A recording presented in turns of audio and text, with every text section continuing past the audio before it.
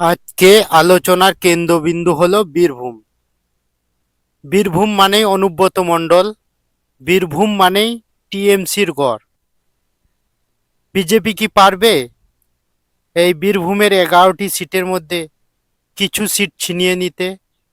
চলুন চুল চেরা বিশ্লেষণ করা যাক। এর আগে কিছু বিশেষ তথ্য দেওয়া যাক। বীরভূমে মুসলিম জনসংখ্যা 35%। বীরভূমের গ্রামীণ ভোটগুলো মূলত টিএমসির পক্ষেই থাকে। 2021 সালে বীরভূমে মোট 11টি বিধানসভার মধ্যে 10টিতে টিএমসি জয় ছিনিয়ে নিয়েছিল। মাত্র একটি অর্থাৎ দুবরাজপুর বিধানসভায় বিজেপি তাদের জয় ধরে রেখে খাতা খুলতে পেরেছিল।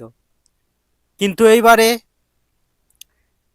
টিএমসি তথা দলের সুপ্রিমো মমতা ব্যানার্জি বলতে চেয়েছেন যে বীরভূমে 11তে 11ই চায়। ওইদিকে আবার অমিত শাহ তিনিও 11তে 11 আসন ছিনিয়ে নেওয়ার কথা বলেছে। কিন্তু পরিসংখ্যান কি বলছে?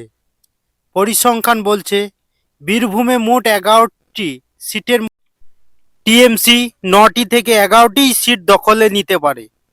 আর যদি বিজেপি এখানে পারে তো মাত্র 1 থেকে 3টি আসন। মানে এখানে টিএমসিরই পাল্লা এখনো পর্যন্ত